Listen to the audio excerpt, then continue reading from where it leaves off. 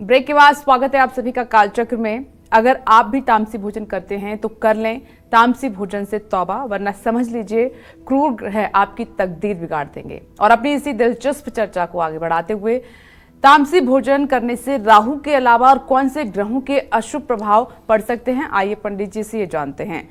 पंडित जी बताएं।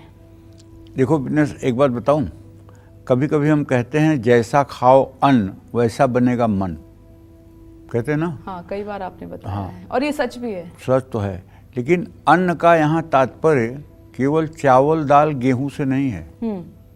अन्न का यहाँ शाब्दिक अर्थ जो है अगर लिया जाए तो उस हर पदार्थ से है जिससे मनुष्य अपना पेट भरता है। वो चाहे मांस हो, वो चाहे फल हो, वो चाहे भोजन हो, वो चाहे कोई मतलब कि अमेध्य अभक्ष वस्तु हो, सब अन्न की ही श्रेणी में आते हैं। रामचरितमानस में गोस्वामी तुलसीदास जी ने रामचरितमानस में वर्णन किया है, एक राजा जो है ब्राह्मणों को अपने यहाँ निमंत्रण पर बुलाता है और उसका दुश्मन राक्षस एक जो है भेष बदल करके ब्राह्मण के रूप में रसोई करता है और रसोई में एक ब्राह्मण को काट करके उसके मांस को जो है खाने में मिला देता है और ऐसी माया कर देता है कि वो देखने में सब कुछ मतलब कि अन्न लग रहा है, लेकिन वो हकीकत में सब मांस है, देखने में अन्न लग रहा है।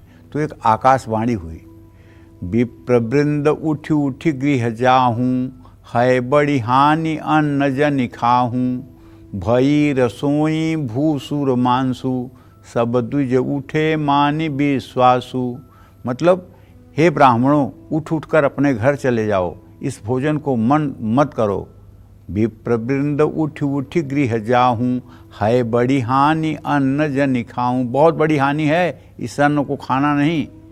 भई रसोई भूसुर मांसु, ब्राह्मण की मांस से विविध मृगन कर आमिष राधा, तामह विप्र मांस खल साधा। तमाम प्रकार के सुअर और मतलब कि हिरन के मांस को बना करके और उसमें ब्राह्मण की मांस को भी मिलाया गया है बड़ी हानि अन्न जनि खाऊँ, भई रसोई भूसुर मांसु, सब दुज उठे मानि विश्वासु। और उस समय राजा को ब्राह्मणों ने श्राप दिया कि जा तू राक्षस बन जा, ठीक है। वो अगले जन्म में रावण बन गए, ठीक है। तो कहने का तात्पर्य ये है कि अगर हम अन्न कह रहे हैं जैसा खाइए अन्न वैसा बनेगा मन, तो इसका मतलब कि हम केवल चावल दाल रोटी से सीमित नहीं हैं।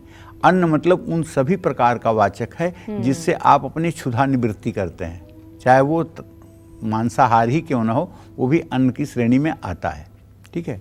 तो राहु के अलावा तामसिक भोजन करने से क्या और भी ग्रहों का अशुभ प्रभाव मिलता है, ये भी आप जानते होंगे। तामसिक भोजन करने के से राहु के साथ साथ शनि और केतु भी व्यक्ति पर अशुभ प्रभाव डालते हैं और संघर्षों को बढ़ा देते हैं। राहु की दशा में राहु खटाई और मिठाई, इन तीनों चीज़ों से बचे रहने का आपको सलाह है।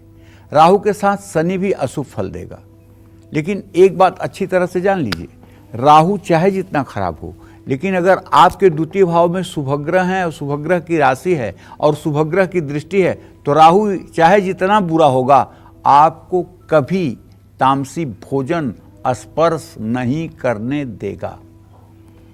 ऐसा नहीं है कि राहु इतना बलवान है कि ये दशा में आएगा तो सबको तामसी बना देगा। अरे इसकी क्या औकात है, छाया ग्रह है।